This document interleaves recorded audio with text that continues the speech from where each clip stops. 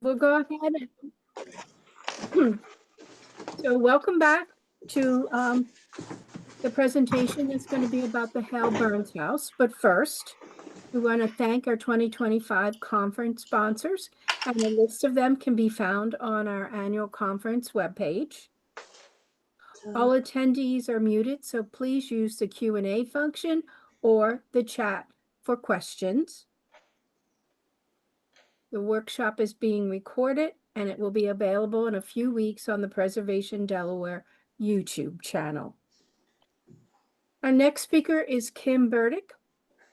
Kim has been involved in preservation in this state for over 30 some years.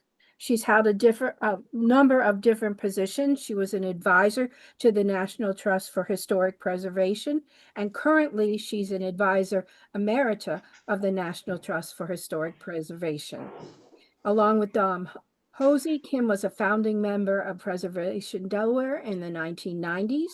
She served as the House Senate liaison for Legislative Hall for 14 years.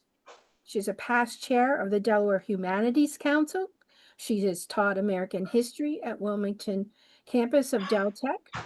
She has a master's degree in American Folklife and Museum Studies from the Cooperstown Graduate Program and an MPA in Agency Management from the College of Urban Affairs, which is today the Biden School at the University of Delaware.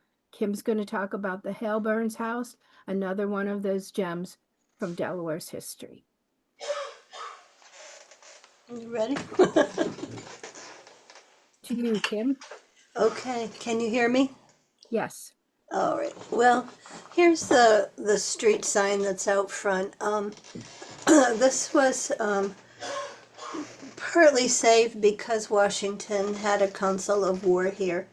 So it's famous because of what happened when George Washington and Lafayette were here, which was 3 days after the Battle of Cooch's Bridge. And Cooch's Bridge is about 5.5 miles southwest of this house. And it was Lafayette turned 20 in this house. Every year we celebrate Lafayette's birthday here. And Wayne, Maxwell, Sullivan, and Green. And Robert Kirkwood also may have been here. His house where he grew up is very close to here, and he was friends with Daniel Byrnes' wife, Dinah Byrnes. And so probably Mrs. Kirkwood, his mother, told Robert that this would be a good place for Washington to have a council of war. Oh, here's my book. Rebecca had asked if I would talk about Seized in September, which is a PowerPoint I did a long time ago about all the activities that happened, even in Lewis and Cape Henlope, and related to the Revolutionary War. We were one of the first places to get a Newcastle County Historic Review Board Preservation Award. You'll see it's 2001. Over here on the right side of the screen as I'm looking at it, that's the house, and that's the way it would look as you were approaching it, the best way to come. We're immediately next door and downhill from the medical center, which is probably where the original owner had his first mill. We're between Metroform and White Clay Medical. So if you came to White Clay Medical by coming down Route 4, past the stadium, past the hospital, ending in Route 7, and crossed over onto Old Route 7 to get to White Clay Creek, you would be right there on Old Stanton Christiana Road, which is where our house is. This is what it looks like. The brick wall around it is newish. It was put there when I was a kid because it was the site of a car accident. A car came streaking down Stanton Ogletown Road and actually crashed right into the yard. So they put this brick wall up to surround the house. Boxwood, you can see there, was planted when the house was restored in the 60s. But actually boxwood is not truly period appropriate for this area. So I'd love to get some of the garden committee people involved. The rose is in bloom still, and it's today. But here's where the sign is. And you can see this is a Georgian vernacular house. Lots of houses in all of the early 13 colonies look just like this. You could be in Rhode Island, you could be in South Carolina. They all look pretty much the same. Here's 1750. The original part of the house is the center part, which was built in 1750. The south wing is the one that's closest to the White Clay Medical Center. It was added by David Finney of Newcastle, and you probably know David Finney Inn down there on the main drag of historic Newcastle. This was his country house. The north wing, which would be on the left as you're looking at this screen, was built by a Quaker named Hale Byrnes in 1775. So the house is three sections. If you look at that man with his blue COVID mask on, that's a couple years ago, but behind him is the main entry, and that enters into the section between the original house and the David Finney wing. All of these pieces of the puzzle were there when George Washington was here. It's at the junction of the Red, White, and Christiana rivers. And if you look at this picture taken from the backyard, you'll see over on the left side of this screen, there's like a brown, funny looking thing. It's actually the part of the inflatable dam. Underneath the water is a canvas, rubberized canvas inflatable dam that can be controlled by pushing a button in the water company. Veolia owns it now. It was United Water. And so if they want water to go to Hockessin during a drought, they just push a computerized button. Straight ahead is the Red Clay Creek, and that would, if you followed it all the way up to ShopRite and Movies 10, that's pretty much where it goes.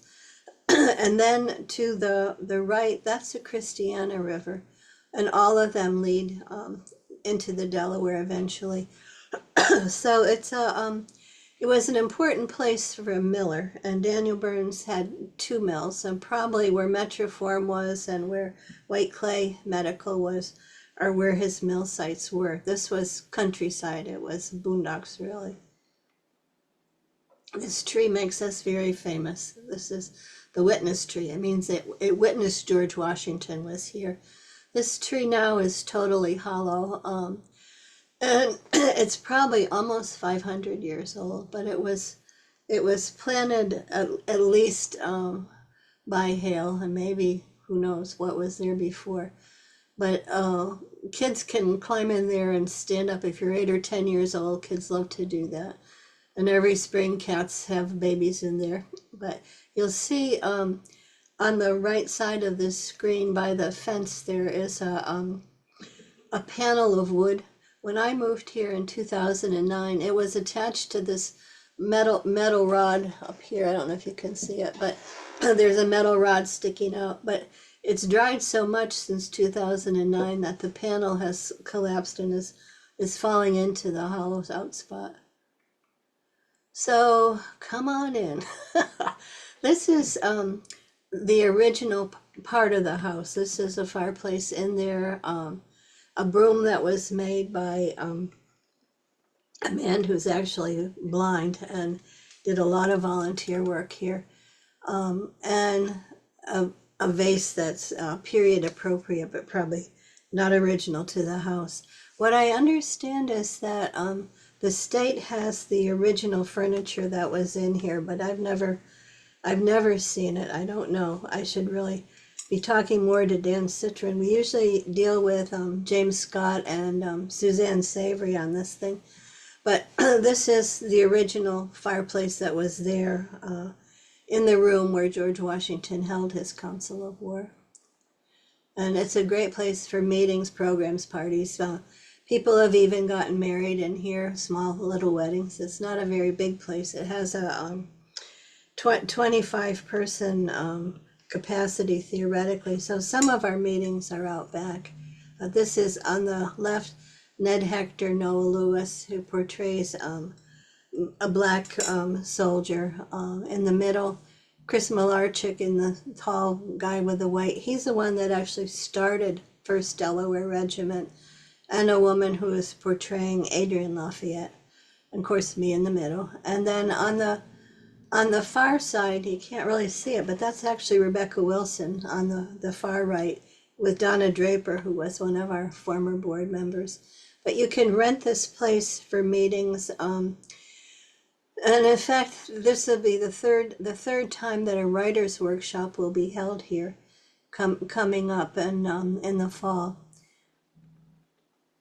Samuel Hale was the one that built the original section circa 1750. He was a potter, and you could see where the red and the white creeks were. We have red clay and white clay in the yard here, and this is white clay. One of the things that's kind of interesting is that everybody's been talking about Wade Katz, and John McCarthy were both archaeologists digging in the yard here. They didn't find too much because on the far left side of the house, the north side of the house, is a parking lot, and it covered everything for many years, so there wasn't much to dig there. And on the south side, they found not very much. They found a buckle and some stuff like that, but they didn't find any bullets or anything very exciting. But there's there's people you can talk to. You could talk to Wade, and you could talk to John. But since we're very close to Cooch's Bridge, this was a good place for Washington to meet. It was out of the path of the soldiers, but it was a place where Americans and important people could meet and have a private meeting. Southern wing, built by David Finney. And David Finney is the one we were talking about from Newcastle. The cradle right there is an authentic Delaware piece that belonged to the Naudane family. And if you know where Goldie Beacom is, they had a house up there kind of across from Goldie Beacom. They also came here with the early Dutch and Swedes, and they were settled in the Naudane house down by Bombay Hook. And the desk there, like the house, you can find this style of furniture in all of the early colonies. But you'll see there's like yellow vertical stripes up in the top of the desk. Those are secret compartments. But there's a desk very much like this in historic Odessa. And years ago, Debbie Buxton had one of these in her office that had a top piece on it. And she said, when you see those yellow stripes, they probably were made in Delaware. That was sort of a tradition that the Delaware cabinet makers had. So when Washington had his Council of War here, if British had come in here, they might not have known to open those cupboards. There's some speculation that Daniel Byrnes' brother, Hale Byrnes, made this because he was a cabinet maker, and he had a mill and a cabinet shop up at the end of Red Clay Creek. So if you know where Mary's Kitchen is, if you turned right and went down by the water there, that's where his mill was. So also on the right side of the screen, you'll see a wooden gun and some other junk. That's a period appropriate settee, and it has a lot of things for children to handle. We used to have a lot of children's programs here, but when COVID came, they stopped. They stopped coming, and so we're trying to figure out how to get them to come back. Not long ago, a woman who was a person who grew up in Newcastle swung by, and she was a retired woman who was now driving school buses. And she said part of it is because they changed the way that school buses do things, and they are not they're not available the way that they were.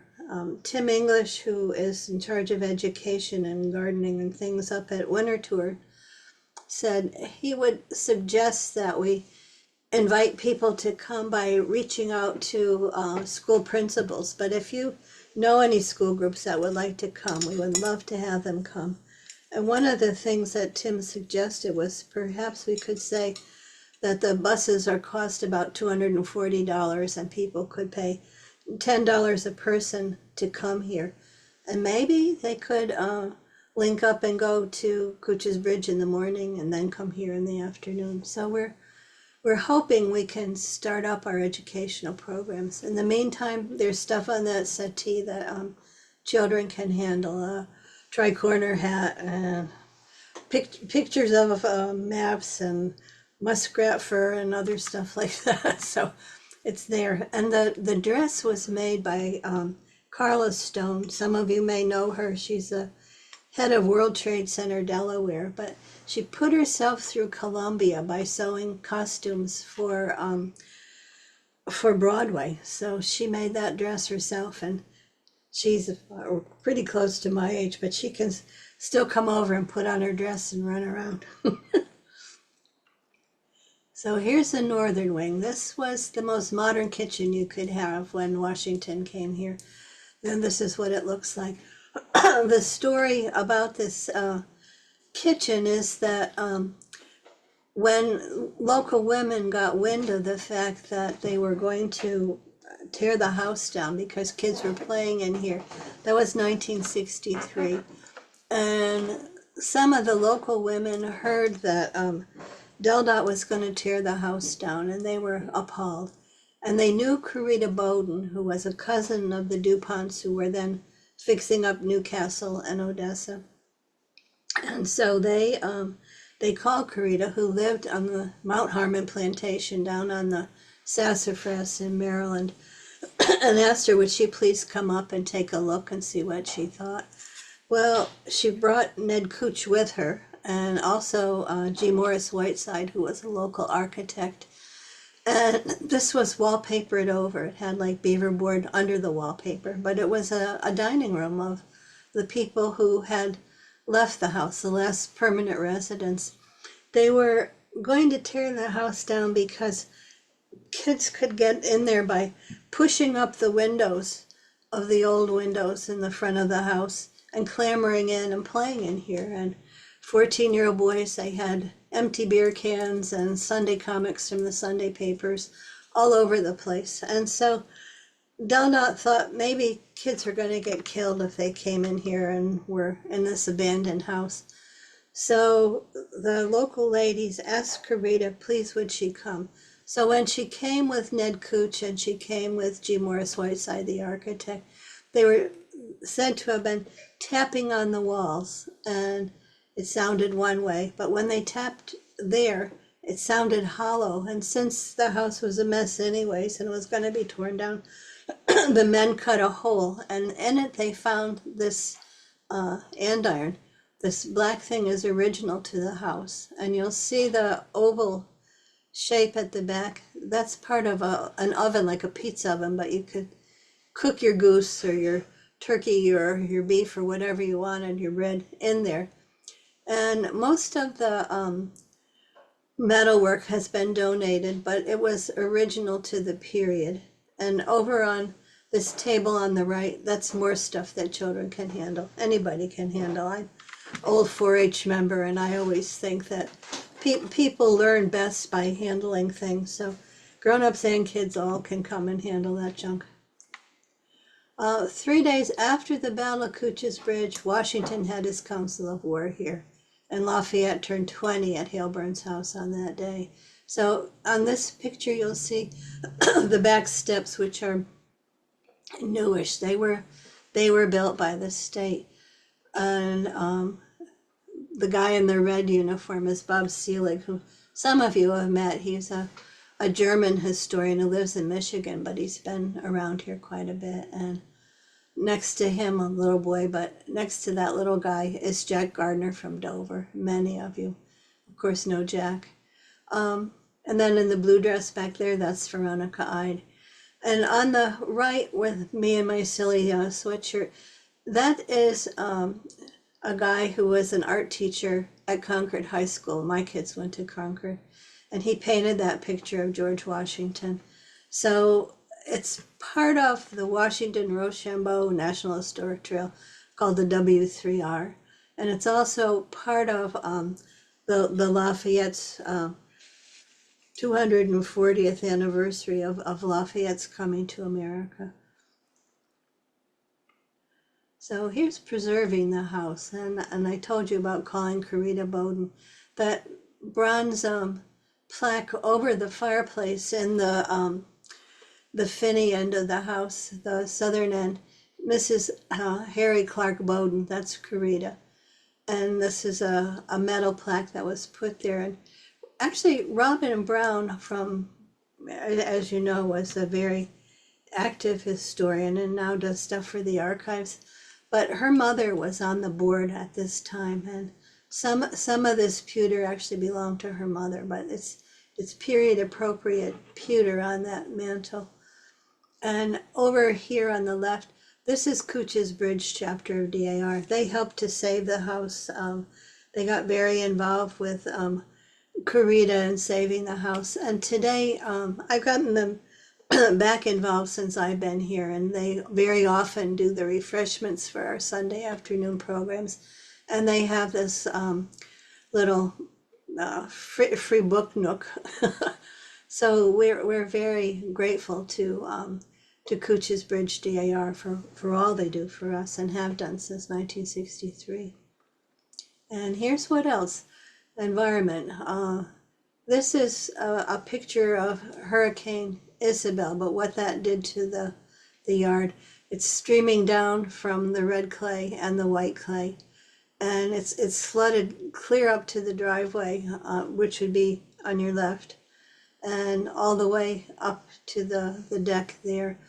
So right at the moment we have Kevin Donnelly is in charge of a project that includes the state, the county, some conservation districts, and some other groups, trying to figure out what to do about flooding. When we were having Jane Calvert, who's a specialist in John Dickinson, speak earlier later in the summer.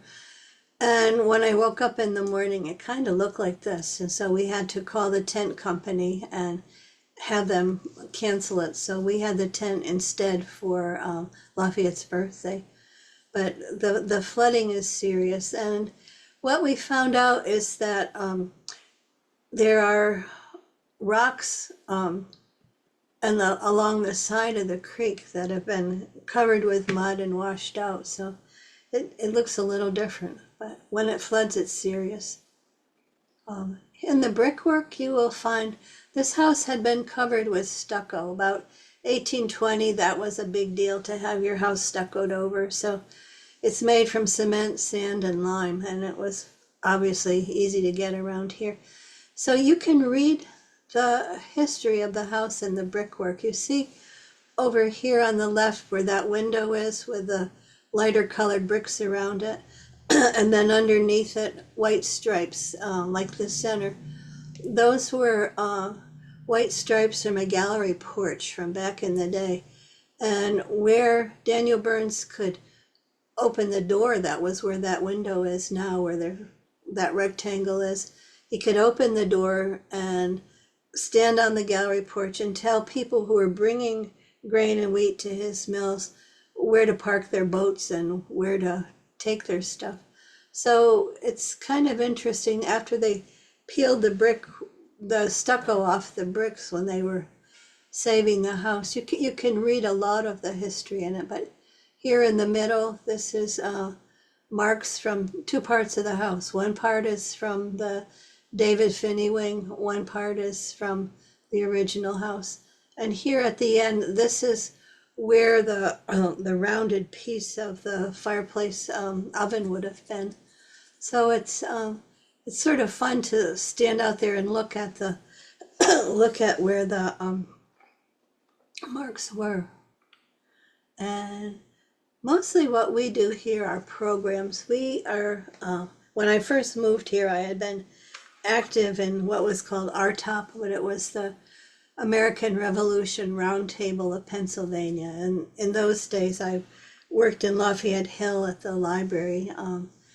And I was in my 20s, and the ladies worked there. I thought they were very old. They were in their 50s, but they were, they knew I liked Revolutionary War stuff. So they told me all about the Revolutionary War and Baron Hill and Lafayette and all this stuff.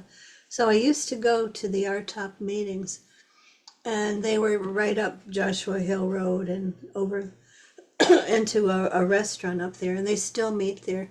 So when I moved to Hale Byrnes' house, one of those men came down to see the house and see what it was like down here.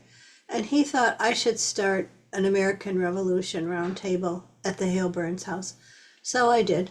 So the first people that came here, Thomas Fleming, who in those days, very famous historian, and then Ellen McLean, portrayed by Tom Welch, who then was an official at Wesley College. And he was telling this story that I thought was very strange, because it's what the ladies told me about Baron Hill, which is at the bottom of the road where our library was. And so I was really surprised. But what I found out was that Ella McLean, who was at Baron Hill, actually came from Smyrna, Delaware. So that was a great shock to me to be listening to this guy telling a story that I already knew. And this coming up, we've been doing this for many years now. Joseph Sullivan is going to be the speaker on November 15th at 7. So we hope that you will come over. And he's the new Welcome Center supervisor and reference archivist with the Delaware Public Archives. So he'll be speaking then. And here's how you get here. Come up routes 7 north and 4 east, immediately left and downhill from White Clay Medical. Street address is 606 Stanton Christiana Road. And actually, if you were coming on I-95, you would get off at the Deltec Stanton campus, and then you would turn and come down. But one of the things that's been so interesting, I-95 seems to have had many accidents on it recently.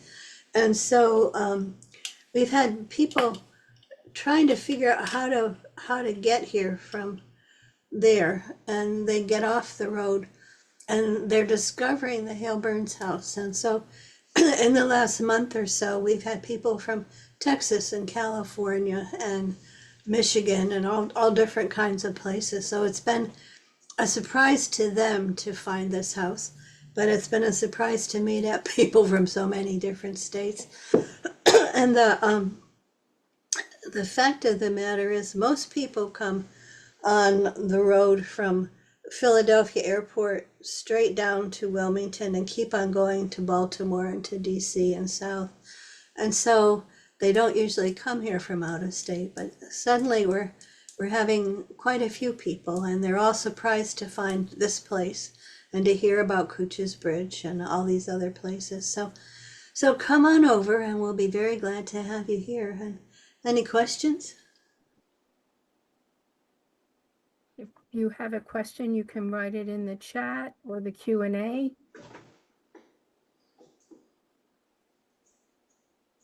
If not, thank you so much, Kim, for talking about the Hale Byrnes house.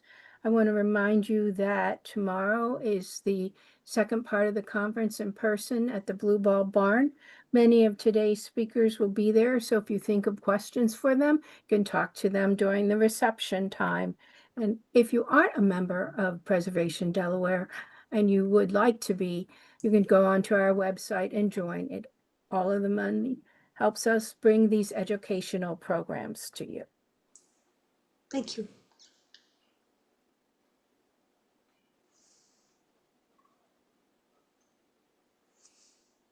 So we'll take a little bit break, and our next speaker will be Gwen Davis talking about the preservation plan.